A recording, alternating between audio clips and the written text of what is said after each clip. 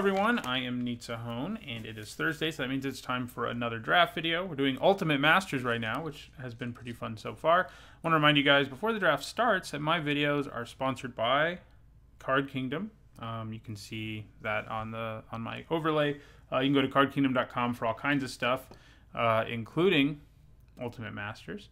So this is interesting. Like, this is one of the best reanimation targets around, and it's kind of tempting to try to force a reanimation deck.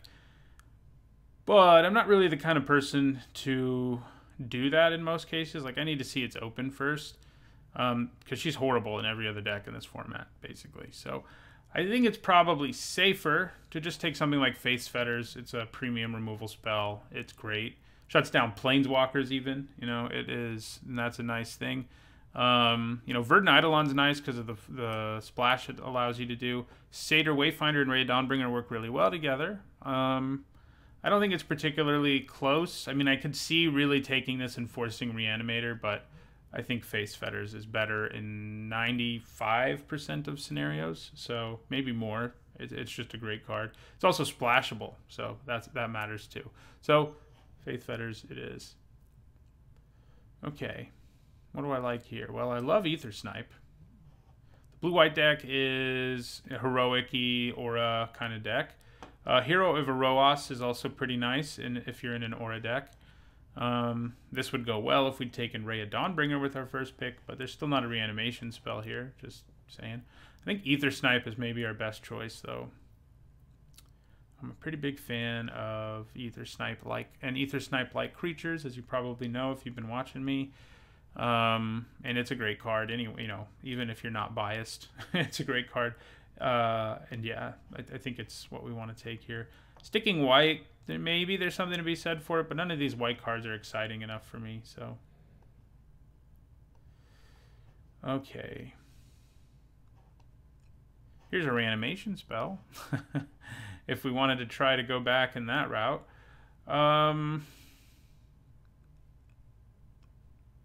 What's the best card here? Might be Vengeful Rebirth.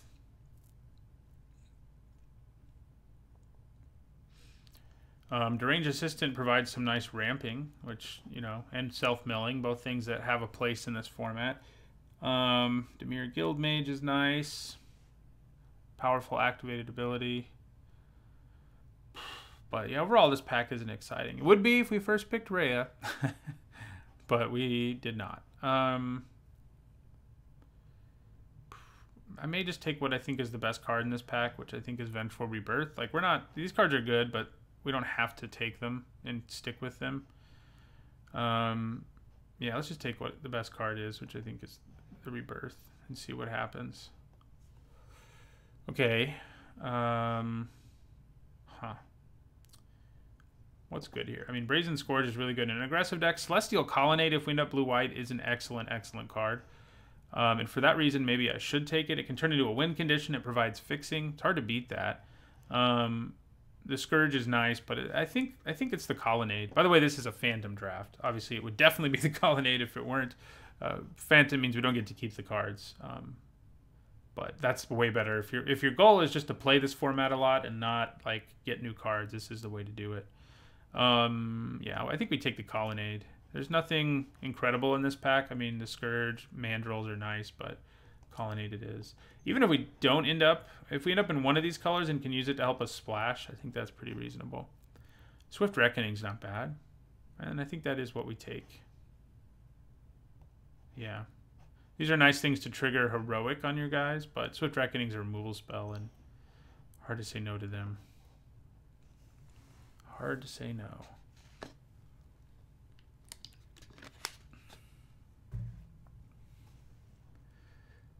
So right now, I think it looks likely that we're base white. Like, these are two pretty great white cards. This is a good blue card, and this is a good gold card, but you know, we have more white than anything, and white has looked more open for the most part than these things. I'd be happy to be white-blue, though. It's sort of a heroic deck that has a Blink sub-theme. Ooh, my friend Thermo Alchemist is here. Can I pass him? I mean, I probably can make myself pass him, especially given the way this draft has started. But blue-red is a thing. It's hard. I mean, I legitimately think it's the best card in this pack. Hero of Lena Tower is kind of nice if we end up in a heroic deck, green-white heroic. So, I mean, she probably has a higher ceiling for what we're looking at in our deck right now. We could use the Colonnade to splash like an Ether Snipe. Yeah,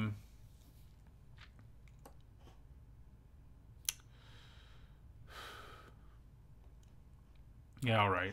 Part of it is also wanting to be more entertaining for you guys because of the fact that the other draft from Monday is a blue-red spells deck. I think it's good to avoid doing it again. Okay, so Heliod's Pilgrim's also already pretty good in our deck. It can find us Faith's Fetters. It's probably going to be able to find us more. I love the card in general. Turn to Mist is nice here too. It's good for some heroic triggers. For a lot of them it's not, but it's also good with stuff like Ether Snipe and Heliod's Pilgrim. But I think we take the Pilgrim and think about like whether we're green-white or blue-white. There's a good chance we're going to want enchantments, so... Yeah, okay. I think I take another Pilgrim before I take my first aura, aggressive aura. I think we'd rather have the Pilgrim because it's just great. Okay. So we could take something like Verdant Eidolon, which helps us fix, or we could take Eel Umbra, which is a good aura to slap on creatures with heroic and the like. All the ones with Totem Armor are awesome. The Eidolon does help us fix, but, you know, I don't think we necessarily need that. I think we take Eel Umbra number 1. Ooh, he came back. That's a great sign. We're taking him. That is the first really clear sign of where we should be, I think. I mean, at least white enchantment deck seems to be open. So Brawn is nice, giving everything trample if we end up blue-green, or white-green is much more probable. Shielding Plaques is an aura, but it's not a super exciting one. I think Brawn has a higher ceiling. And Verdant Eidolon can help us fix, but I like Brawn. We'll see if that's where we end up. Okay, so I think we want Conviction. It lets you trigger Heroic over and over again. So yeah, I think I take it. Okay, so here I think we probably take God's Willing. Martyr of Sands isn't bad, but God's Willing is good with Heroic. Right now we have one thing with Heroic that's worth noting. So whether we're blue-green or green-white Heroic, I'm not sure. Or, I mean, blue-white or green-white. You know, we've got a couple good green cards. I do think our blue cards are probably better right now than our green cards, but... Yeah, so we're up to 3 good ways to trigger Heroic. We're also up to 3 auras for our Pilgrims, which is good. You know, I think Foil has a better chance to be good out of our sideboard. This is a nice place to put auras just because it's got great stats and keywords, but it's also an easy way to get your guys 2 for 1. And Foil, you know, it's a foil too. That's extra points, right? Probably don't play Martyr of Sands, but I'll put it there. Okay, so Boar Umbra is a nice, it's another one with Totem Armor. Another Resurrection. Double Cleave is a nice way to trigger Heroic. If there were a creature in our colors that had Heroic here, I would probably take it. As it stands, it's hard to pass Shriek Maw, which is splashable and an excellent card. Boar Umbra's nice, but it doesn't get me. I'm not incredibly excited about it. You know, I'll probably wheel Spider Umbra if I don't wheel Boar Umbra. And I don't currently have the fixing for Shriek Maw, but I think I could pick it up. It's just so good. It's hard to say no to. I'm also not convinced I'm playing green, which I guess is an important thing to note. Yeah, I think I'm leaning towards Shriek Maw here. Am I? Maybe I should just stay the course. Shriek Maw is excellent, but fixing in this format while it's around isn't everywhere, especially if we don't play green. So, okay. Stinkerfling Spider is not bad. We have another Conviction. I don't really know if I want more than one. Fiery Temper is good, but it's not really for us. I think Stinkerfling's probably where we go. It frequently has something to kill, and if it doesn't, it's not like it has terrible stats. Yeah, so I think I take Stinkerfling Spider. Now it's starting to look like blue is worse than our green. Another Heliod's Pilgrim. Might just be where we go here. We're not a Laboratory Maniac deck. Hooting Mandrills isn't bad, but I love Heliod's Pilgrim, so I think I'm going to take it. And we know we're going to be white, and we know we're going to be playing auras. We have 4 aura payoffs already between Hero Varroas and 3 Heliod's Pilgrims. So yeah, I mean, right now I think our green has now surpassed our blue. But we can splash Ether Snipe potentially with our Colonnade if we want to. We can only hard cast it, so that may not be ideal, but... And that is, I guess this is in our pile of blue-white as well. So we'll just have to see what happens. Okay, Iridescent Drake could be fun. It's also a Slippery Bogle who loves auras because he has hexproof. Iridescent Drake is an aura payoff in a more direct way. We get back auras, an aura if it's in the graveyard and attach it to it for free. Green cards here. You know, we can play the Bogle whether we go blue or green. I'm kind of leaning towards the Drake.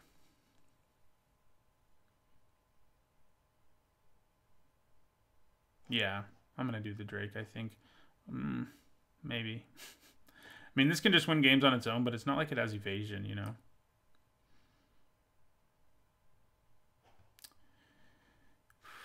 And I can play it in either deck, though. That is something that's certainly worth noting. Yeah, I think I take the Bogle. Whereas the Iridescent Drake may not get played. Okay, so there's another Swift Reckoning.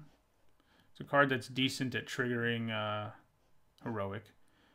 But as of now, I'm kind of disappointed in how many ways we have to trigger Heroic in this deck.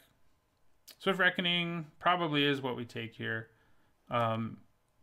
It's less good in an aggressive deck, which is, I think, what we want to be. But it's still pretty good. Yeah, so I'll take another removal spell. Okay, so this is a nice creature with Heroic. How many auras do we have right now? We have 1.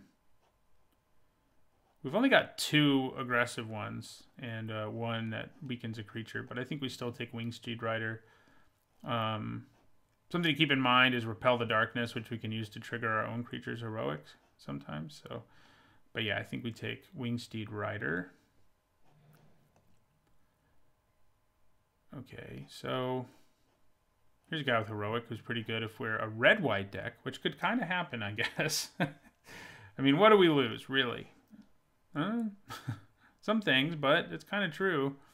I could also just take a Ronom Unicorn or a Shed Weakness.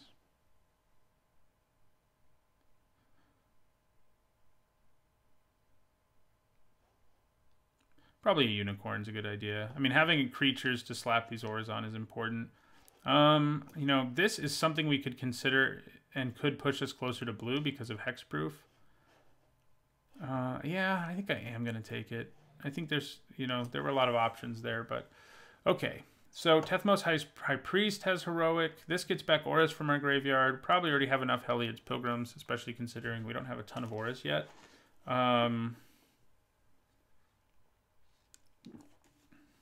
So, Lotus Eye Mystics or Tethmos High Priest. One has Heroic and one doesn't, but one's better with auras than the other.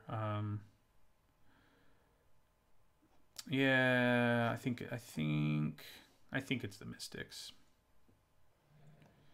Okay, Conviction, definitely what we take here. Double Cleave, interesting, but Conviction works better with our enchantment theme that we're pushing harder than anything else, really. Yeah, another Conviction seems solid. There are definitely better things around than Conviction, but I'm okay with getting them here.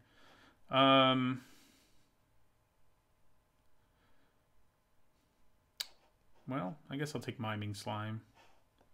I don't know which color we're going with as our secondary color still.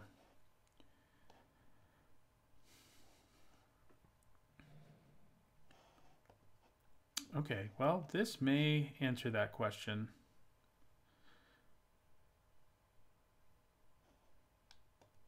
Yeah, I think it probably does. God's Willing is nice, but we'll play it either way, and this is great to have wheeled. So, That means goodbye to green, maybe? I guess I take a Flagstones or Trocare and just play it. I mean, I'm not going to play either of these. Okay, Repel the Darkness could have a place. Arena Athlete still being there is interesting. So this doesn't have enough upside to actually play it, whereas Flagstone's Trocare is just a better land, basically. Okay, so, ooh, Phalanx Leader. So I think I have concluded to go blue instead of white. And that means we get Eel Umbra back. We've got 2 creatures with hexproof in here, a bunch of auras. Seems pretty nice to me. Okay, so Creeping Tar Pit, kind of interesting. I think we take Phalanx Leader, though. It's hard to say no to him. Defy Gravity is something we can keep in mind, by the way. The Priest is good, too, but the Phalanx Leader, you know, pumping your whole team is pretty impactful, believe it or not. Okay, so Revelark's pretty good.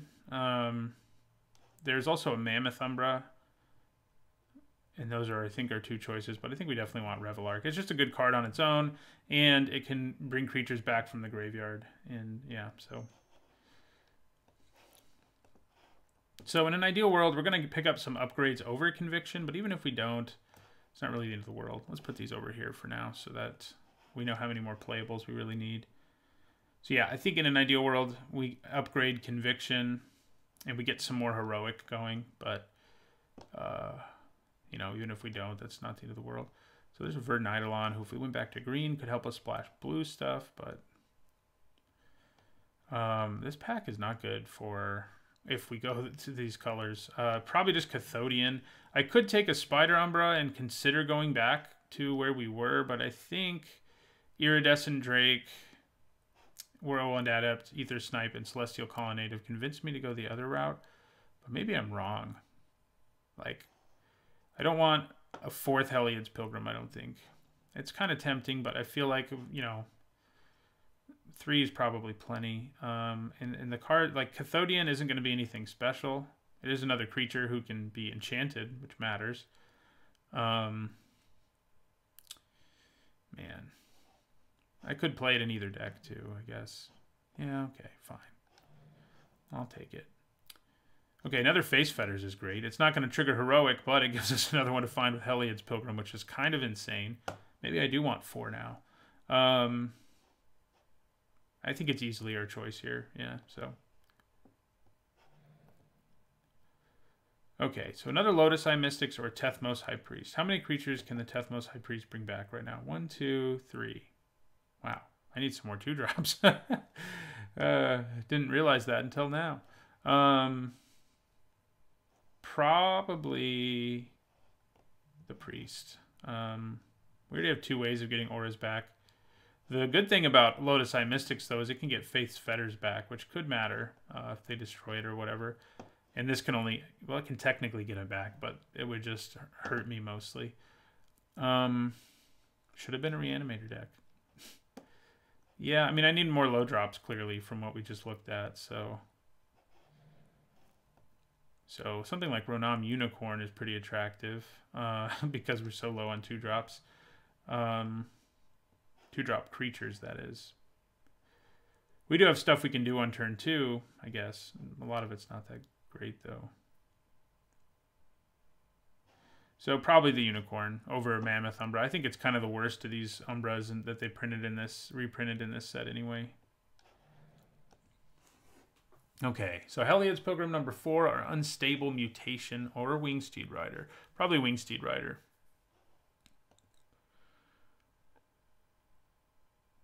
Yeah. The cool thing about running all these Pilgrims is I don't have to run quite as many auras as I might have to otherwise, but in terms of ways to trigger Heroic. Ooh, Flight of Fancy is nice. So is Hyena Umbra, though. It's also cheaper. So, hold on a second. Things that are payoffs for enchantments are our 2 hexproof people and all of our... Yeah, we have a lot of payoffs for enchantments. So maybe I should be pushing them even harder. I think Hyena Umbra is a nice thing to have. Flight of Fancy is 2, of course. Like sticking that on a Whirlwind Adept is pretty sweet.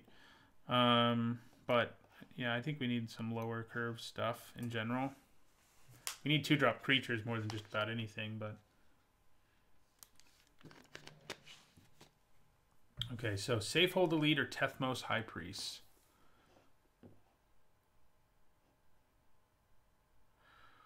That is the question.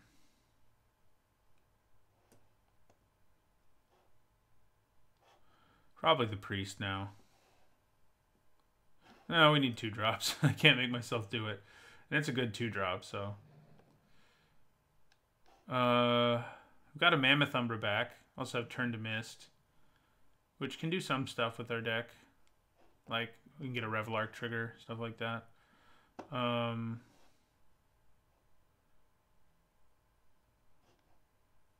Guess I'll take the Umbra. I need to see if I need to be forcing... Well, sure. Skullkeeper. Resurrection, which I might want to think about actually playing. And Plume Veil, which could be a decent sideboard card. So, in the end, how many enchantments / other ways to trigger Heroic did we end up with? I think we ended up with a little less than is ideal. So that'll affect our decisions here.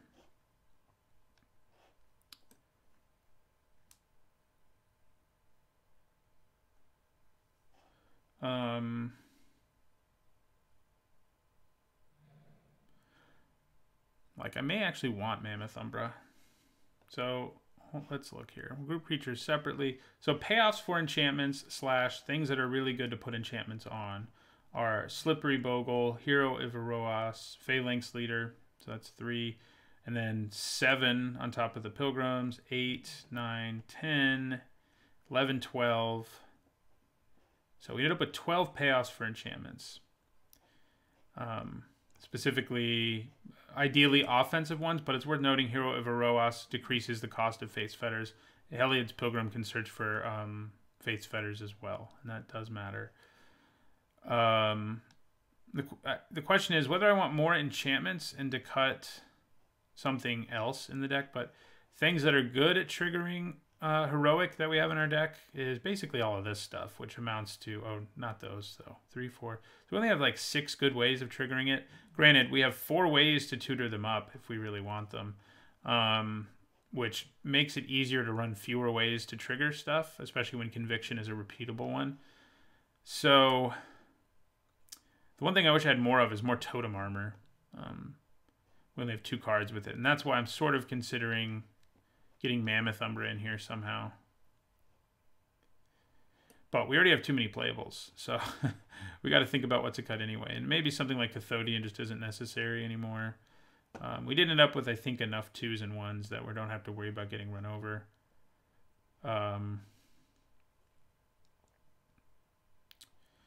Yeah.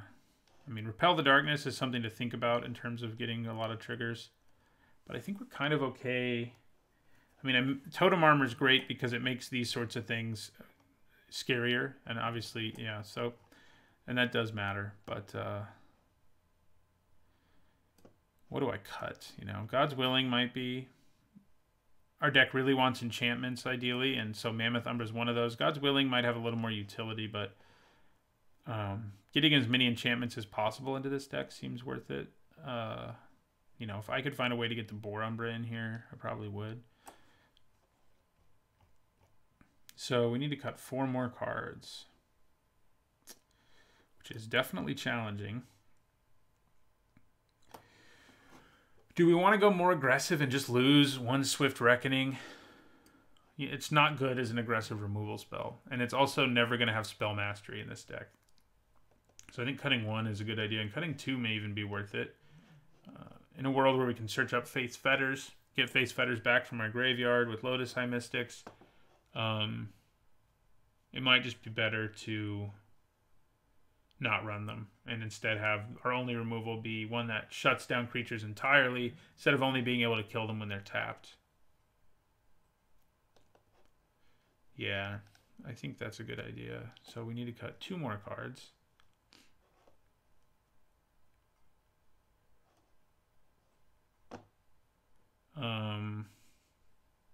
many things can Revelar get back? A lot. Basically everything. Everything over here. So he's going to be great. Iridescent Drake may not be excellent, but I think it'll be good enough.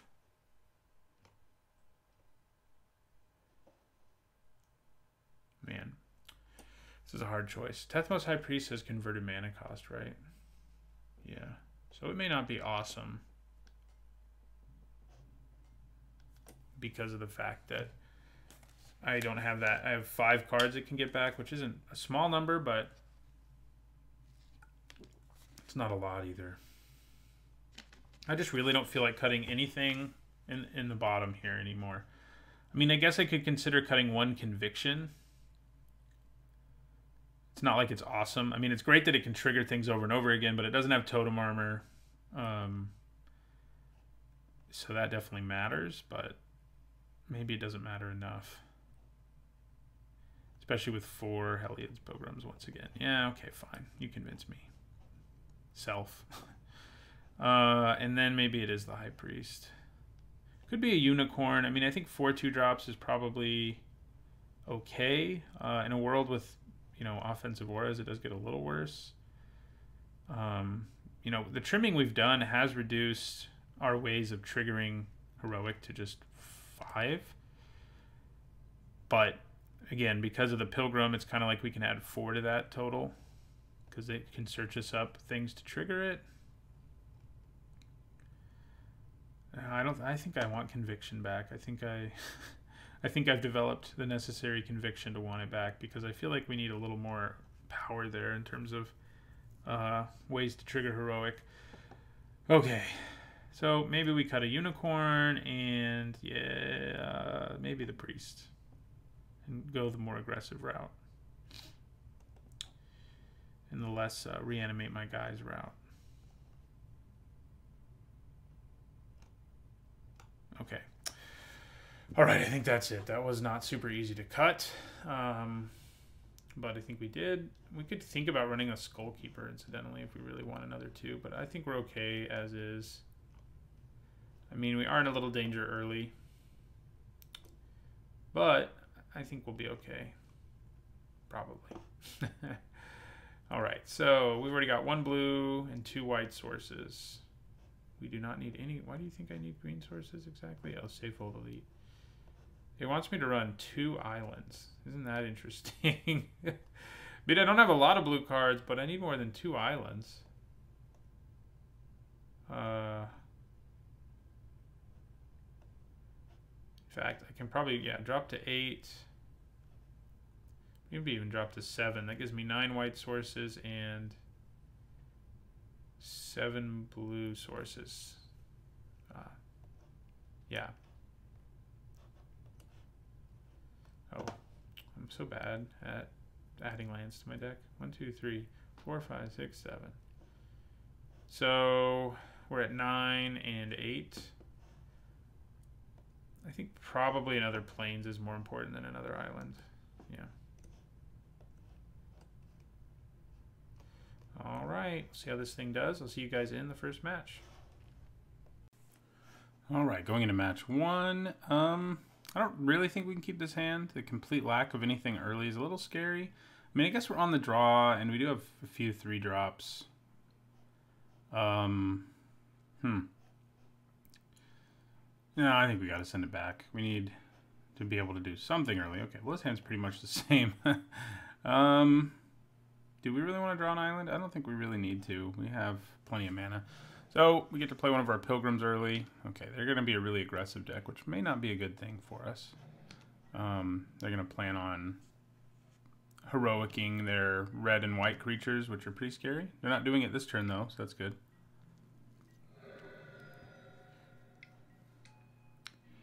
Okay. Guess I'm glad I put that island on the bottom. Getting back 2 Heliod's Pilgrim later with Revelark might be nice, right? Right, so we're going to take 3. So what do I want to grab? Oh my god. What do I want to grab with my Heliod's Pilgrim? That's a good question.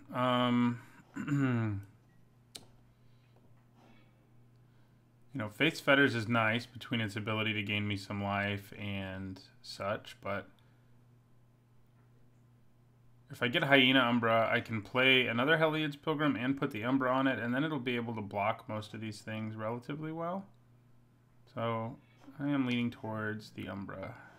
That's what I'll get.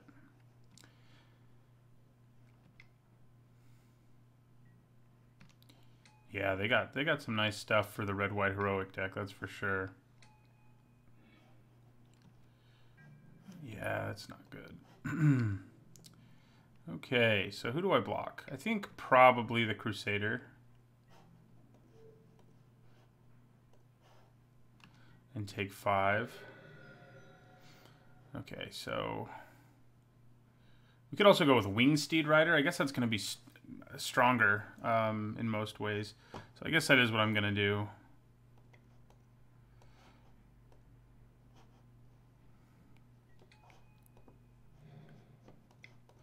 So take this up to 4/4 first strike, so it can at least win in combat with these things.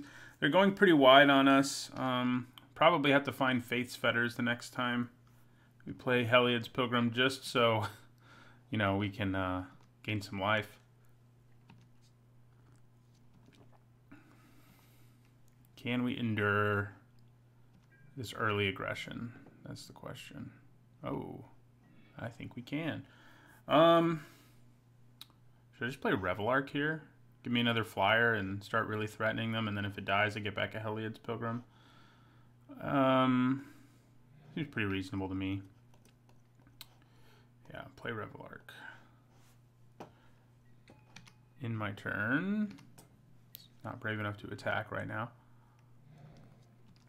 So if they target the Tethmos High Priest, ooh, that's not good. That's really not good. If they target their Tethmos High Priest with something, they get one of these back. But I think we need to start attacking them because that Phalanx leader is going to destroy us at some point. So let's play another Pilgrim here and think about what we want to do with said Pilgrim.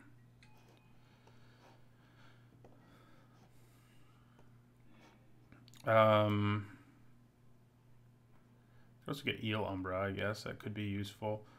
I could just start trying to make Wingsteed Rider so big it can win in like a single attack, but I think maybe getting Faith's Fetters is the best bet here because of the life gain. Yeah. Yeah, I think that's the best call. So I am going to attack with Revelark. Yeah.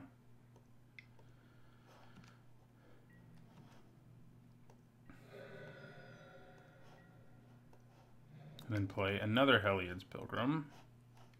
4, 5, 6. So we have 12 damage in the air right now with the help of our Colonnade. But maybe I should just get another Faith's Fetters to be safe. Yeah, that's what I'm going to do. Okay, so we can shut down whatever gets scariest. The problem is this Phalanx leader can pump their whole team, and that part is kind of a problem.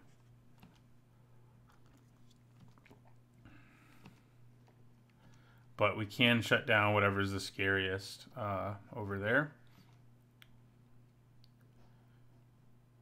Unfortunately, this kind of removal doesn't take care of Phalanx Leader in the way we want it to. Yeah, there we go.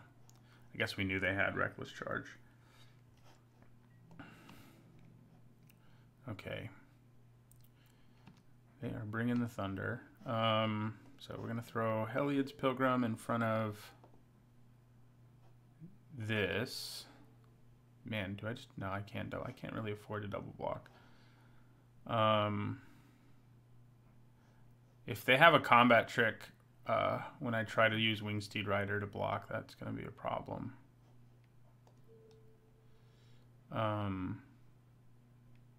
So I may as well at least block something that will, you know, reset blockers. I think it's probably best to try this. If it doesn't go well, then, you know, that'll suck. But, yeah, and then we'll chump block both of these. Let's see what happens here.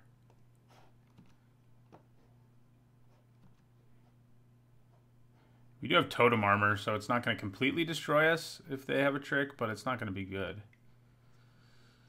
Yeah, it's not good. Actually, because of totem armor, my creature will kill his. He just did make his other creatures bigger, though, so that's a problem. But my creature will kill his and then lose its armor, but after that, yeah. Okay. All right, could have gone worse, could have gone worse. All right, there's Hero of Iroas for us. Okay, interesting. We got rid of what I think is their scariest creature, and that feels pretty good. So, I guess if I play my hero first, I can cast these more cheaply. So I may as well. Yeah, I can only cast one of them anyway, so. So I'm going to put Faith's Fetters. I can turn off this activated ability, which might actually matter. But I think I put it on the Priest.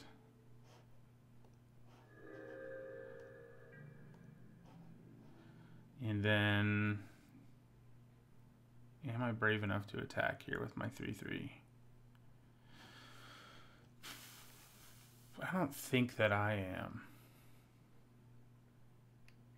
Nope.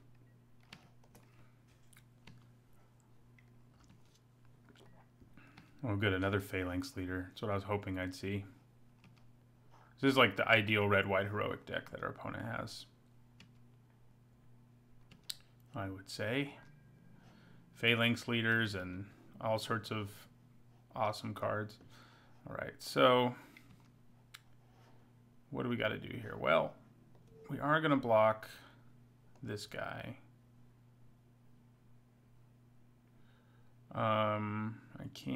I could just take this 7.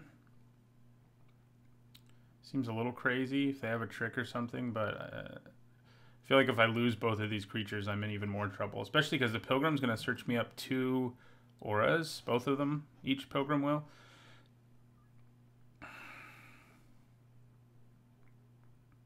Yeah, I think I'm just going to take it and go to 1 and hope things can work out here.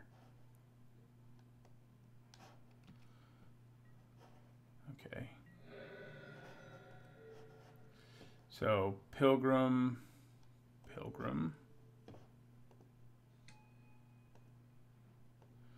Use its ability, and now...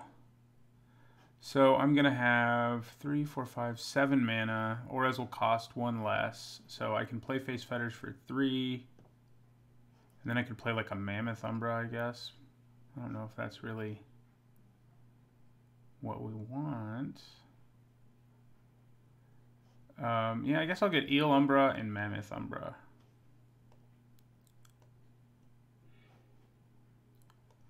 We need the armor.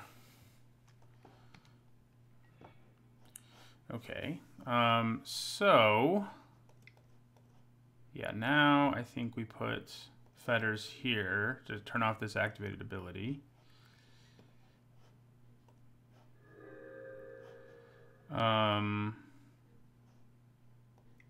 Then I could pay 4, but I think it's going to be better to play Conviction here.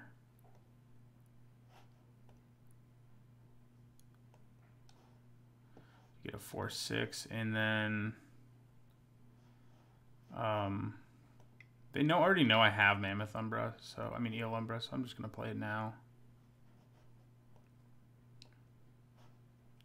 Okay, so back up to 5. Their board has been significantly thinned. They have 2 creatures who can attack. I think I get in for 5 here. I think we do it.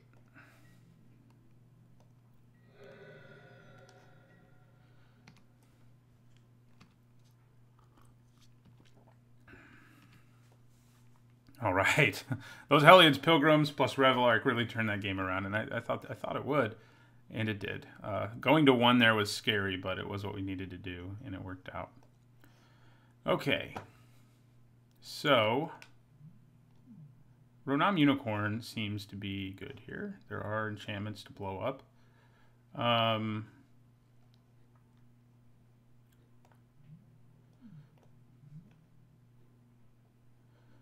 Yeah. I do feel like some of our slower cards may not be at their best here.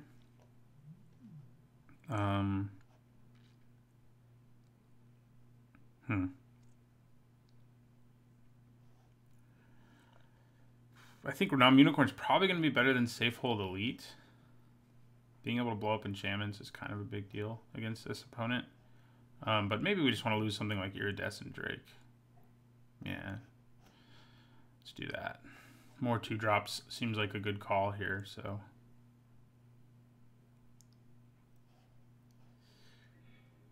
All right.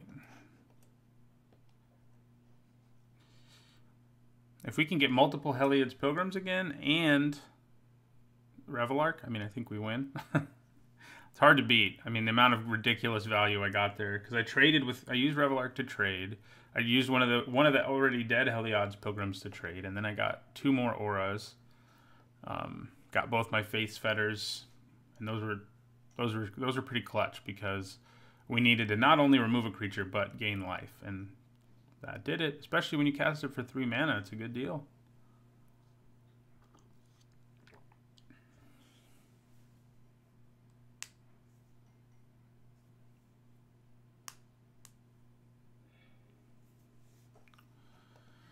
Okay, this is very similar to our not so great hands last time.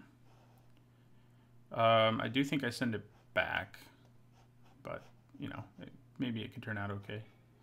Ooh, okay. Well, this isn't so bad. I thought it was for a second, but we do have Bogle and 2 Convictions, which, you know, isn't the scariest thing to do to an opponent, but it works. I think I'll keep this one on top. This way I can actually play a turn 1 Bogle. So, there you go. All right, so Island.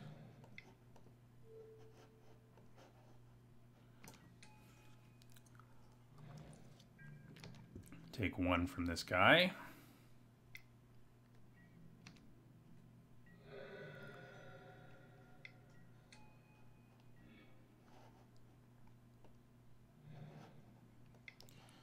I'm going to stick Conviction here.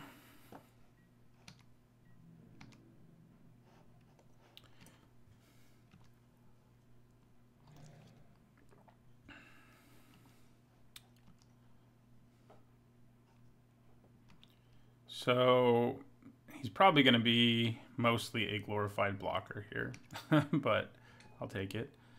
Okay, well, I'm not blocking that Crusader. If that's all he attacks with, I will take it. Yep, I take it.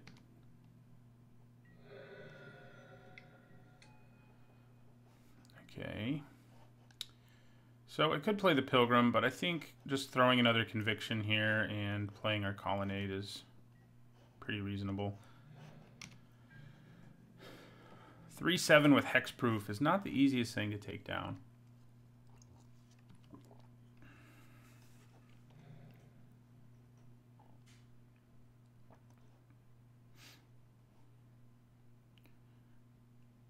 It is basically a brick wall against them. They have to try to find a way to do enough damage to me, but I don't think I'm going to let that happen. Maybe I will. Oh, you gave that guy. That guy gets haste. That's obnoxious. Okay. Maybe they will. Okay, so we're going to kill the big guy here. And we're going to take 2, 3, 4, 5, 6. Okay, so we're going down a few levels of life there. Okay, Winged Steed Rider's interesting. What do I need to do here? Do I play the Pilgrim and then next turn plan on playing the Winged Steed Rider and putting like a Hyena Umbra on it? Or do I play the Pilgrim and look for Faith's Fetters to gain us some life? Because, you know, yeah, I mean, I think Faith's Fetters is probably the best plan.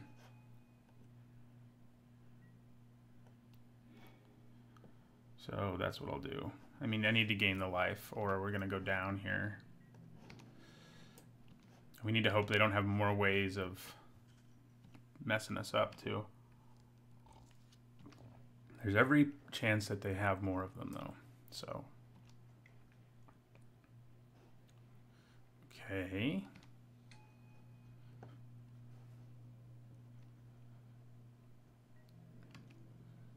Yeah, they're getting really close to killing us. We'll have to use Faith's Fetters. Alright, so we'll block here, and if I block there, what do I take? 2, 4, I take 6. Okay, but I do trade with 2 things. Right, let's see if they have double cleave to finish us or something. They very well may. Yeah, it looks like they do. Yeah. All right, well, big slippery Bogle was a problem for them, but, you know, they were able to do enough damage around him that it didn't really matter. Okay. So, you know, maybe I want Martyr of Sands here. Nah, I mean, I do have a lot of white cards in my deck. Could be interesting.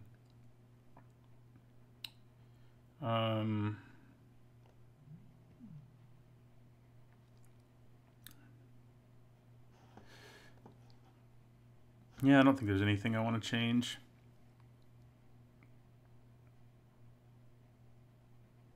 I mean, I guess Cathodian's size is pretty nice compared to some other things we got going on.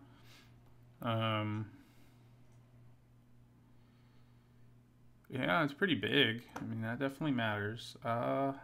Question is, what do I cut? One of my Heliod's Pilgrims?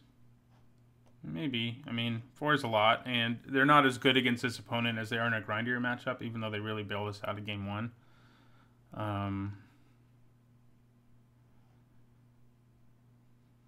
Yeah, I think I'm going to cut 1. You know, it's hard to find the time to play a Pilgrim and search for something against a deck like this, even though we did it in game 1. Yeah, so we need to get one of our 2-drops. We did get a 1-drop that game. I guess I can't complain too much, but okay, well, this hand's not very good. No creatures, just auras. Yeah, we've had to mulligan every game, which is not good. Okay, this hand's reasonable. And yeah, I think we do want this on top. We want to be able to set up Revelark if we can. All right. Safehold Elite's pretty great against them. You know, it can trade twice frequently. All right, so Safehold Elite it is. Then we'll play our Pilgrim.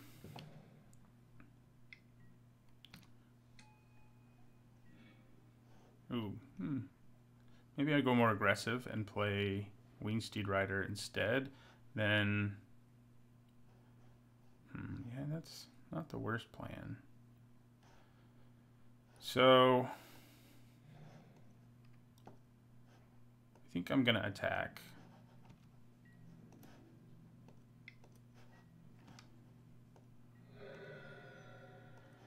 And then, yeah, I'll play Wingsteed Rider.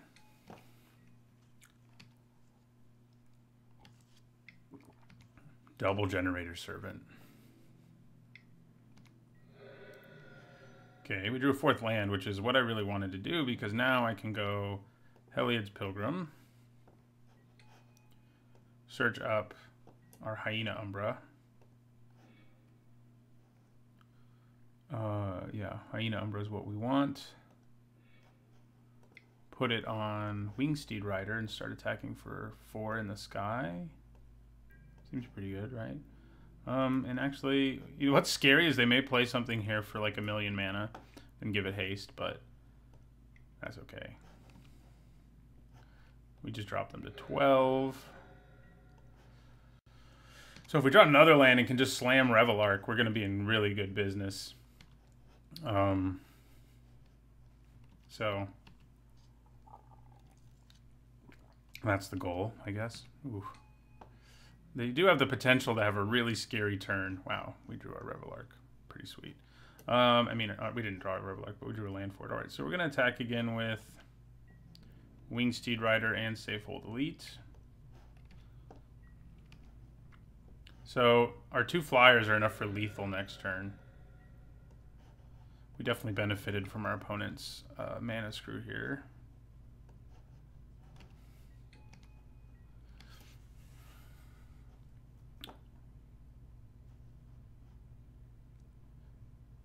Yeah, I was going to say, you know, there's not a lot you can do to come back from that. All right, match 1 has been won, and I'll see you guys in the next one.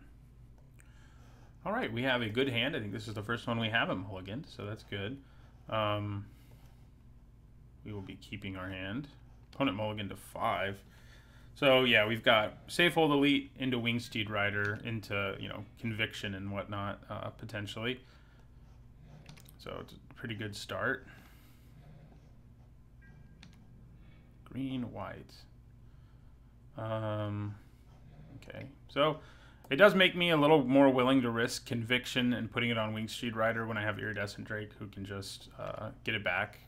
It takes away from the 2-for-1 being quite as punishing if we can get back the part of what got 2-for-1. You know what I mean? So, okay, well, that's what we're going to do. So we'll attack here with our Elite. Can't block this guy anyway, so we will attack. Another Conviction.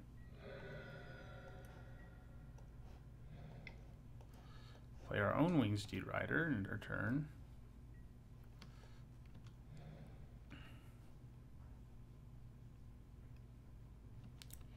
See if they slam an aura on their guy. There's a chance they do.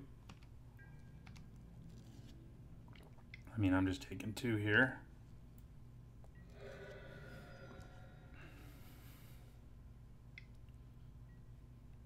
Man, so much for convictioning right away, huh? So we'll attack for 2 on the ground again.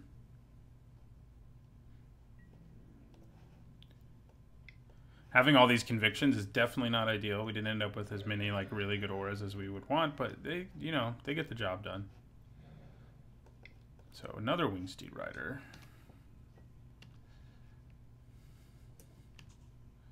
Ooh, Iridescent Drake can steal the opponent's auras. I kind of forgot about that. That might actually come up.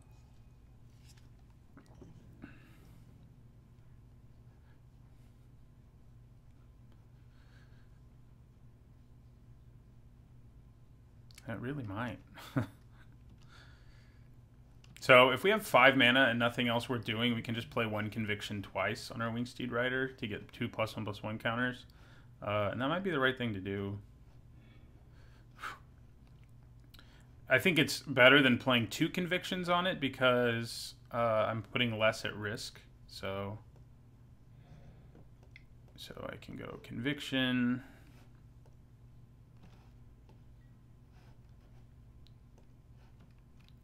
Ooh, except I didn't tap my mana right to do that. All right, so let's just put another Conviction on it. Is that right? No, maybe that's not the right thing to do. And what the hell? We have an Iridescent Drake. Wow. People auto-scoop to a buff Wingsteed Rider. I mean, it is pretty scary, I guess. So we need to bring back in our Renam Unicorn. Iridescent Drake, we probably should have left it in last match since it can steal the opponent's stuff, so we're definitely leaving it in here.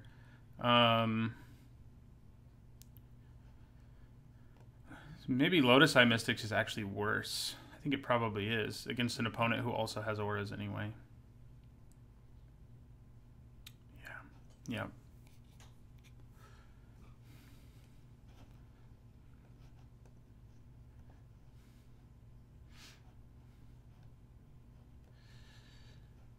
So we've seen a lot of heroic today, a lot of enchantments in this draft from us and our opponents. They also mulliganed to 5, it's worth noticing last game. This hand is less than ideal, I think. I think I mulligan it. Yeah, this one's better, especially if we can hit white, but even if we don't, it's pretty good.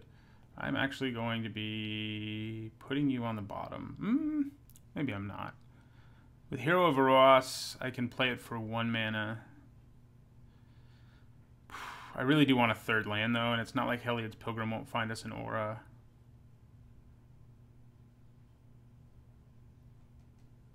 Yeah, I'll put it on the bottom. Ooh. That's a little scary to have to deal with early. Fast mana is not good.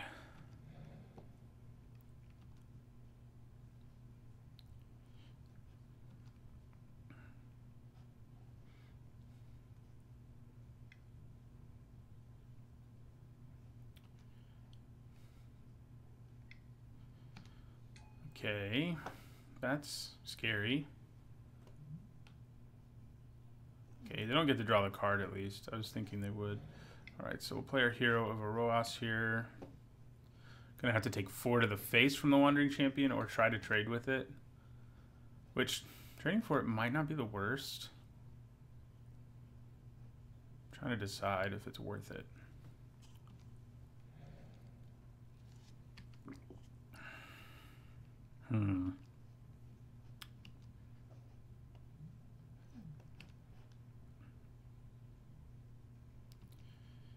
Not sure.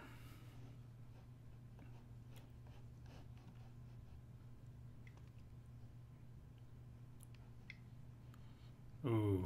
Now it's going to be a 5/3 that draws them a card. That's not good. And they're not even going to get to draw a card. They're also going to get to loot once. That's bad. That is not a good start for us. Our opponent gets to rip through 2 cards in their library.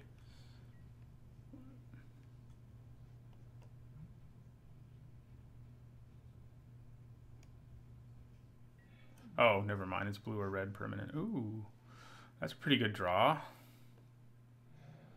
Do I just bounce this thing so that it doesn't keep doing this heinous thing that it's doing? I think I probably do.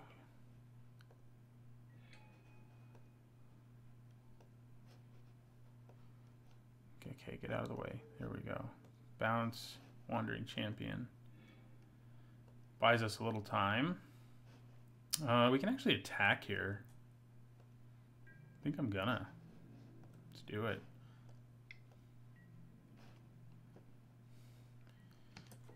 Anytime you can make a bounce spell actually be a 1-for-1 plus tempo, you're in pretty good shape. I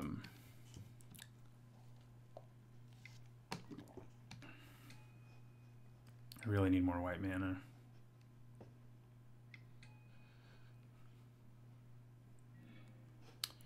Well, that's not it. But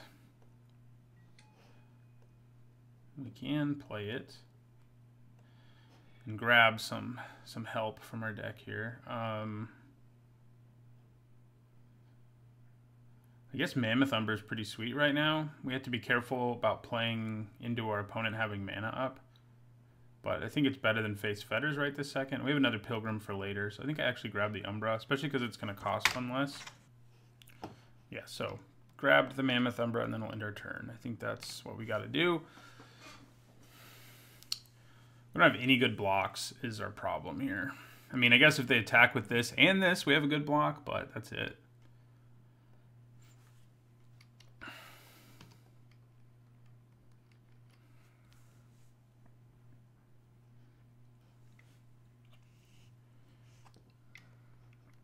Ooh. Okay. That's not good.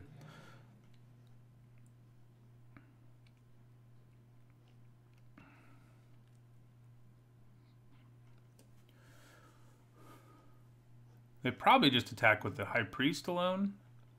They might attack with Wandering Champion alone, I guess. I can actually trade with it now if I want to with my hero. I don't see myself doing that, but I could if I wanted. Ooh. That's not good. Travel Preparations is so good. Like, that's like the whole reason to be green-white. Because it is ridiculous. Luckily, they can't flash back at this turn. Flash it back? Flash it back this turn, but still not so good. Okay, so I think I'm just going to take 6 and go to 9. This is when I could really use a Faith's Fetters, but I don't see myself having the time to grab it. Should have just grabbed it, huh? With my my Pilgrim.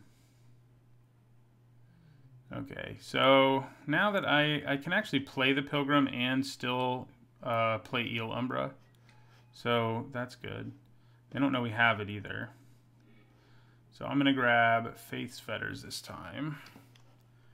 And I can cast Eel Umbra at instant speed and make this a 4/4, which, with the Totem Armor especially, can rumble with these things. And then, yeah. So I think I end the turn and plan on using Eel Umbra.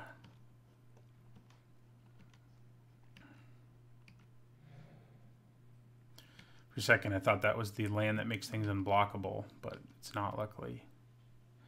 Mage Ring Network. It's just a storage land for colorless mana.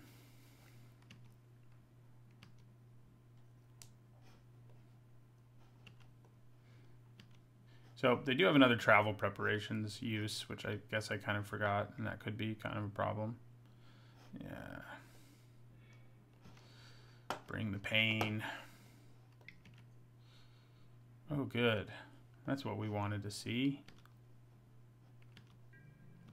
Okay.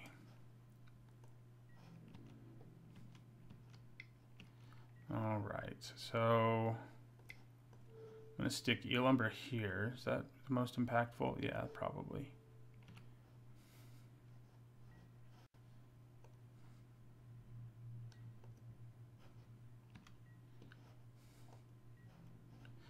And I'm going to block this, and I'm going to chump block that, and I'm going to go to 4.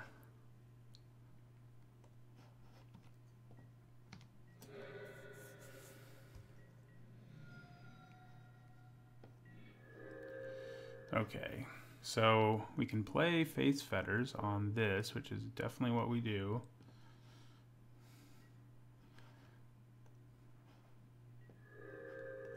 And I'm going to play the Bogle too. And in my turn. We are now at 8.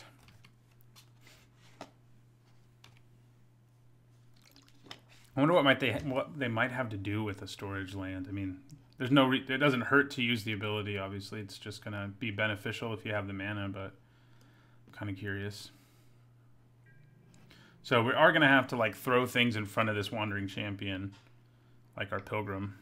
It's tempting to avoid doing it because, you know, if I get Phalanx Leader down, I can do some stuff, but we just gotta do that. If I put my other Mammoth Umbra on this, I'm in way better shape. That's not good. Okay, well, I can't play our Wingsteed Rider, so I'm just gonna slam Mammoth Umbra onto this guy. See what happens. He gets big. That's what happens. And attack with him for 8. He's got Vigilance, so might as well.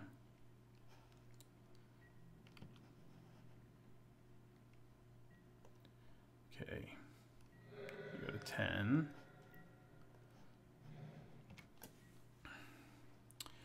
Can block this guy on the ground now and not be in too much trouble.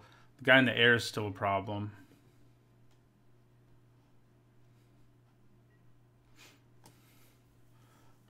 One that could be dealt with if we could draw another white mana, of course, but...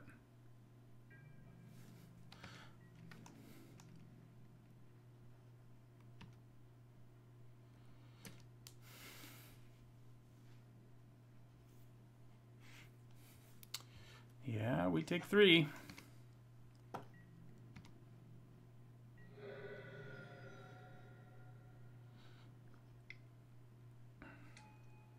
Ooh. Man, that's annoying. Okay, they're gonna go back up to 15 now. So happy. We can actually play it and it can block, so I think that's kind of what we have to do. Let's attack with our hero first, because on the off chance they do manage to knock off one of his auras. But yeah, this Wall of Reverence is a serious issue. I don't know if we can outdamage it anytime soon. We can try.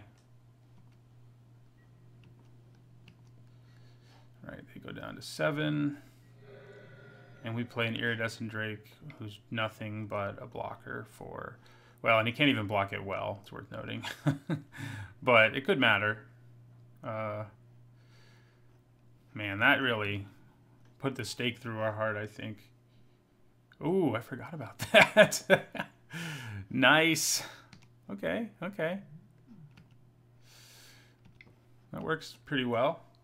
But this still is like a big middle finger because of the fact that it's going to gain them so much life. So finding a way to out-damage them while they're also gaining 5 life a turn is not exactly easy. Okay, so we're going to block this. Maybe we shouldn't because we could draw cards. No, we couldn't. Wall of Reverence. Okay, so we're definitely going to block. All right, we got rid of that guy. Our Drake is still alive, for what that's worth. Gotta find a way. Oh, they did just use their storage land. I'm scared. I'm scared. Penumbra Worm. Yeah, that's pretty scary. It would be scarier if I didn't have a Hero of Aroas, but they did just make it so I can't really attack. And we have all 3 of the cards in our deck. I think they're the only 3 with double white in their cost. So they're slowly pulling away here thanks to that wall. So sad.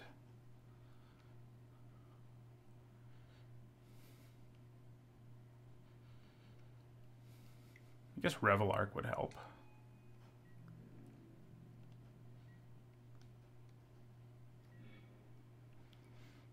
Yeah. Gain 6 life. Must be nice. Revel Arc would help because I could make it so this couldn't block, but it still probably doesn't make much of a difference. Let's be real. Okay. Where do I stick Conviction? What's the most impactful? Good question. I mean, he gets huge, and if I can make him big enough, I can still keep attacking. 6-8. We're not there yet, but we can keep putting Conviction on him and taking it off and stuff. So let's just put the Conviction here. Yeah. 10-12. Look out.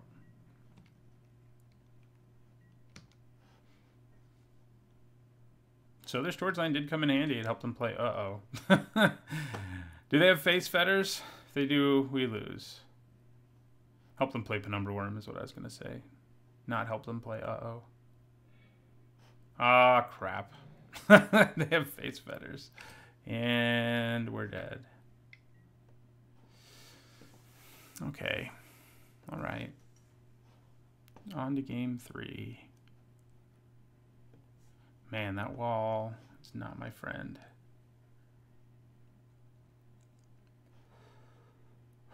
All right, well, we're just going to run it back out there.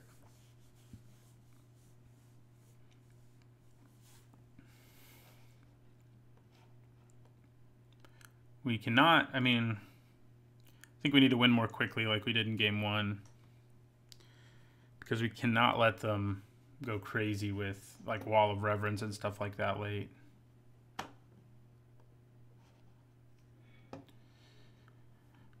We have a similar situation here to last time wherein we have the Phalanx Leader in our opening hand and we have 1 white mana, but that's it. I think it's still a keep because if I draw any land I can still play the Pilgrim, but it's not a great hand.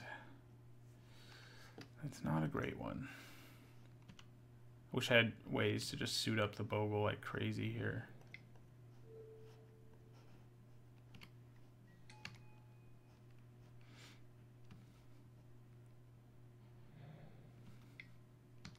That's not good. Their turn 1 Noble Hierarch again. Okay, you can't do this again to me. Can you? I mean, I guess you can, but I hope you won't do it to me. Give me this all my cards that need double white and then don't give me a plains. Yeah, if we don't draw a land this turn, we are in some serious trouble because our opponent is ahead of us on mana anyway, and if we miss a land drop, it's only going to get worse. Okay, we did it. There's our Phalanx Leader, but I think maybe playing Wingsteed Rider first is going to be better. We could also play Heliod's Pilgrim. I think I play the Rider. Yeah. End our turn.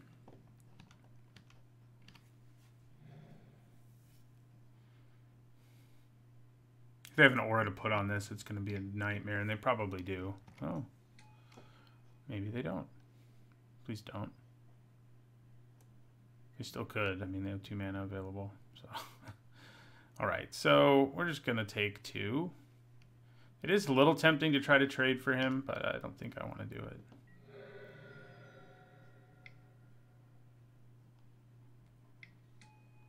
Okay, the champion is back. We have Eel Umbra again. I think I'm playing my Phalanx Leader and just bracing for a big hit here, which means I may as well attack.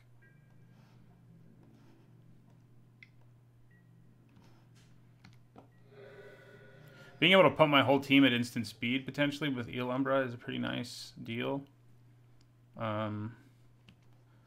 have to see what happens here. If it involves an aura, and it probably does, we're in some serious trouble. It does. So do I just take 10? Probably. Yeah. Yep, we take 10.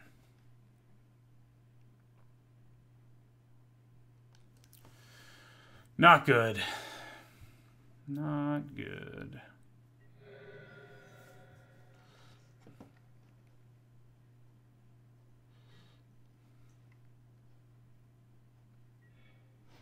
Okay, 4 mana. What does that do for me? Not a whole lot. I think our best move is steal Eel Umbra at instant speed.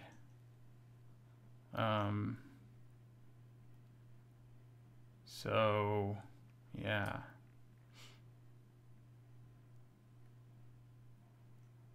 That's what we got, and that's what we're gonna have to do, and hope it works out.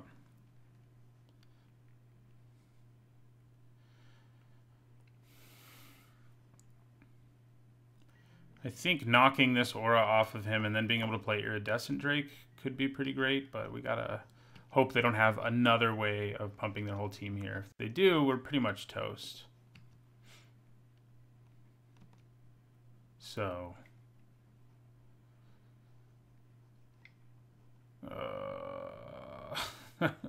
yeah, we're dead. Well, their deck was awesome. You know, what are you gonna do? 1-1 now. See if we can win the last one. All right, going into our last match, trying to break even here and go 2-1. We would like to play first. I think this is a keep. I mean, you know, usually a 2-land hand wouldn't be a keep, but when one of them searches you up a non-land, I think it is, and we have a 2-drop and a 3-drop too, so I think it's pretty good.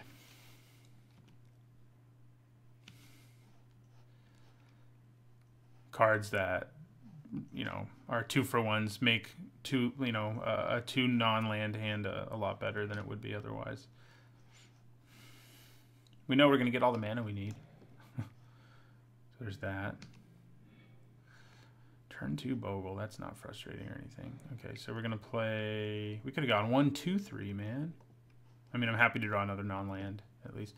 It's not great in our deck because we only have like 1 aura that makes a creature so scary that hexproof is a super big problem. So that's kind of disappointing, but it's probably okay. Okay, well, so I could play Bogle and Conviction here. That doesn't seem too bad. Let's attack with our Safehold Elite first. Wonder if they're a ramp deck. Red-green ramp definitely seems like a thing. Okay. I mean, if I wait to play the Pilgrim, I'll at least find out more about what's going on and have a better idea of what I want. So I think it's probably fine to play Bogle and then Conviction on him.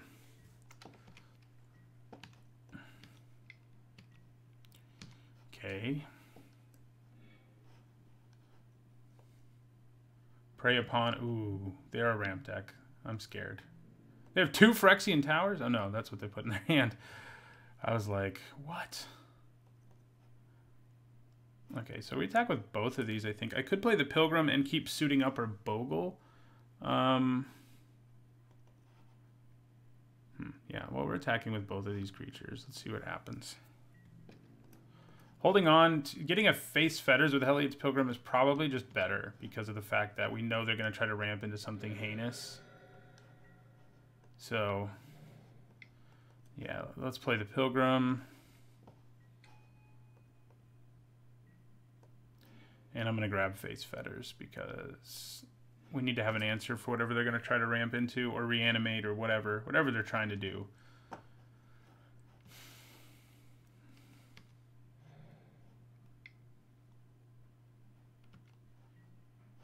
Okay, yeah, they're getting fixing going, that's for sure.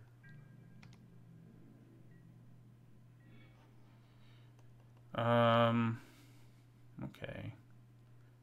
I think attacking with my Bogle here, and if they want to double block it, is something I'm kind of okay with. I think I attack with both of these. And should Conviction actually fall off of my guy, Iridescent Drake can pick it back up, so... yeah, so I think I just attack with both again. We need to pressure them enough that, you know, they can't just freely do whatever gross thing they're trying to do over there.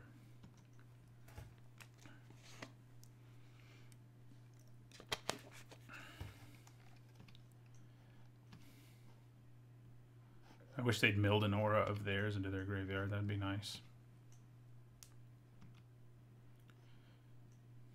So yeah, attack with both. If it drops them to 10, great. If it doesn't, it's fine too. I may actually move Conviction now. It's probably better to just play our Drake. I mean, it's not going to do anything crazy, but it is a flyer who can give them some pressure, hopefully. Yeah, they have access to a ludicrous amount of mana right now. So, it's kind of scary. So we also have Celestial Colonnade, who will be online next turn. But yeah, I think we got to play our Drake. It's not going to get its special bonus, but it is going to supply us another creature who can do some work in the sky. So right now, they could, if they wanted to, make 2, 3, 4, 5, 7, 9. They have enough mana to ramp into another Artisan. And if one Artisan grabbed another Artisan, that would not be good. No, it would not. If they're doing something.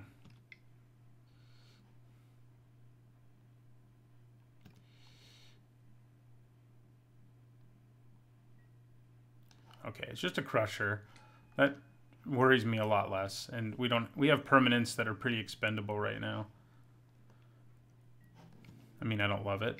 Don't get me wrong. But, okay, so they're going to annihilate. So we'll sack this and our Pilgrim, I think. Yeah.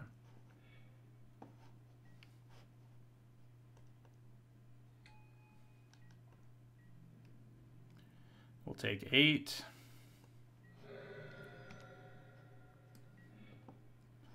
All right. We're going to play Face Fetters. The bad news about Face Fetters is they can sacrifice their creature eventually. Not eventually. They can do it very next turn if they want to. All right, so then we attack with both of these, taking them to 6.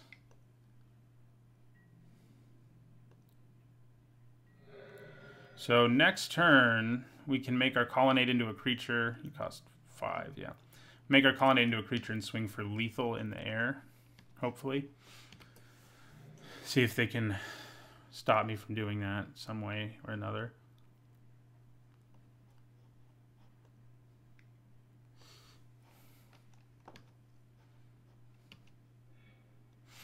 Okay.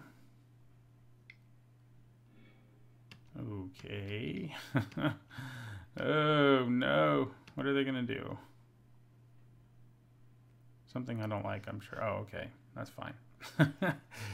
Okay, I think we endured the 2 haymakers. You know, the first one. Oh, okay. All right. Fine. Fine. Fine. So we're not going to be able to win right away now because they killed that. Ooh. Better to just attack with the Colonnade and then present them. Wait, they're dead. Yeah, so I animate the Colonnade. They can only block one creature. Oh no, they're not completely dead. I think this is still the right thing to do, but they are not dead. Because they can block the 2-power creature.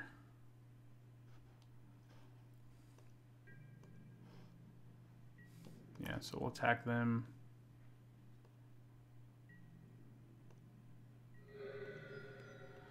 Drops them to 2.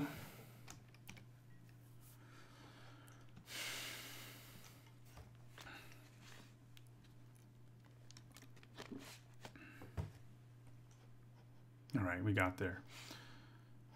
So, freaking reanimation deck. Where's our? Didn't we? Was that a different deck I drafted? Man, I guess it was. I had a heap doll in one of the decks I drafted, and we could really use some graveyard hate here. So, what we probably need to do is speed up our deck,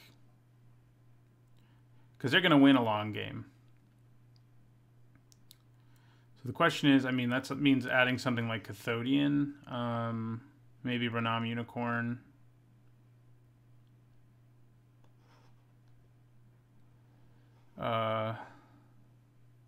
And then cutting, like, they don't have enchantments in their deck, so I don't really know if I want, probably don't need Iridescent Drake.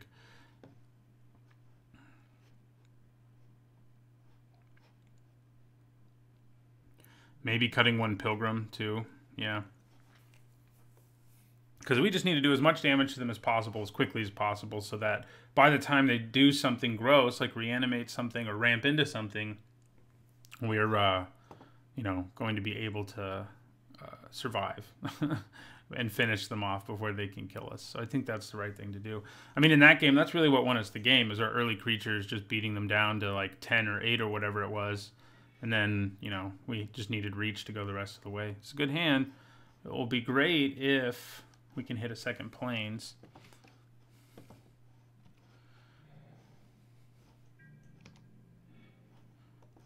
I'm glad they didn't play a Noble Hierarch or something.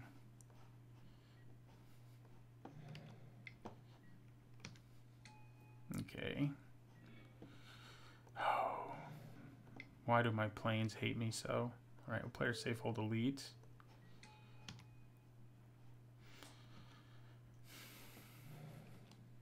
We have so many good auras to just slam onto a Phalanx Leader. Would be great. I think we play our Pilgrim and just grab the Face Fetters we know we're going to need. So they have their storage land. Ooh, Phalanx Leader. Okay, so let's attack. Storage land's going to be great in their deck, by the way. So let us attack. Drop them to 18. And then I'm going to play Phalanx Leader. Yeah. See if he stays in play. Okay, they add a storage counter. What are they even called? Yeah, they are storage counters. So next turn, I can play a lot of things. Okay. All right. Cool. It's cool. So here we go. Ooh. Did that just make things even better? Yeah, it did. All right, so we're going to play Hero of Erois here. Then we're going to put Hyena Umbra on Phalanx Leader.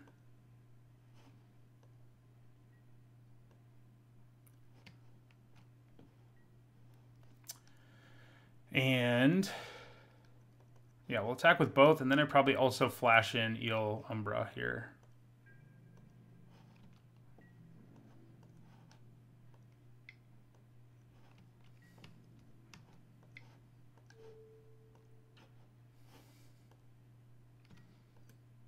Okay, taking them down to 9.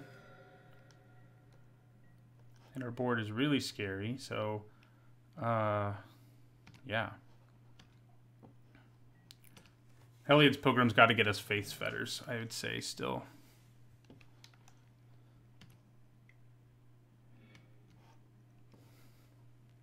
For sure, if they're about to slam an Ulamog's Crusher, yeah. And they do. So that's an annoying Annihilator this time. Last time it was... I could cope.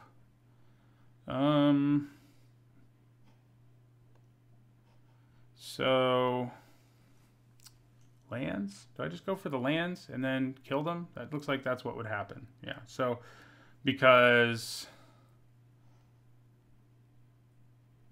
I have lethal, I can do 9. Oh no, I can potentially only do 8. Crap.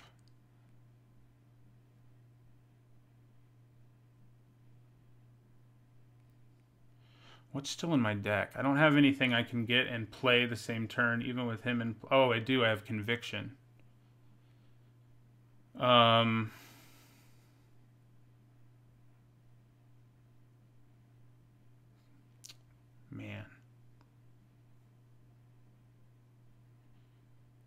So...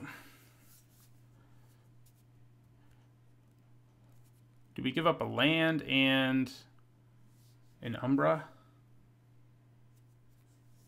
So that we can keep the maximum amount of damage on the board. Because if I give up a creature, I'm losing a lot. The maximum amount would be getting rid of 2 lands.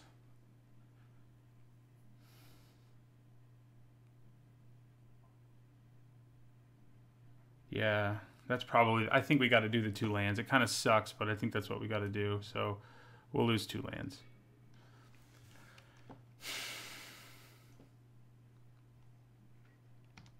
And we'll take 8 to the face. Okay. Attack with everything.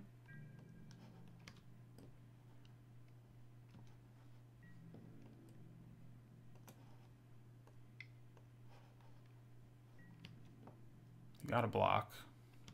Go to 1.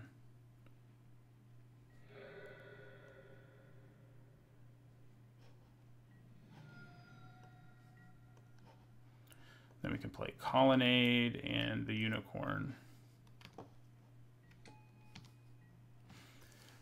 So, can they stop us? That's a good question.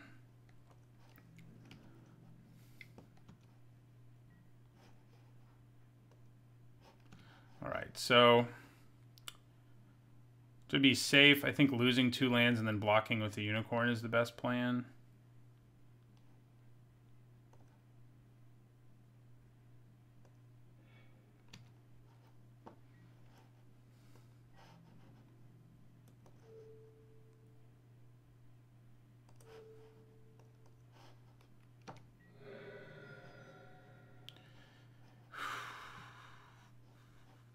Can they stop us? We got us to such a fast start, but that Ulamog's Crusher came down just so early enough that it didn't quite stabilize them, but it got freaking close. All right, another 2-in-1. That deck was fun. Done like an Is It Spells deck and blue-white Heroic so far, and 2-1 with both. Broke even again, so that's great. See you guys in the next draft video.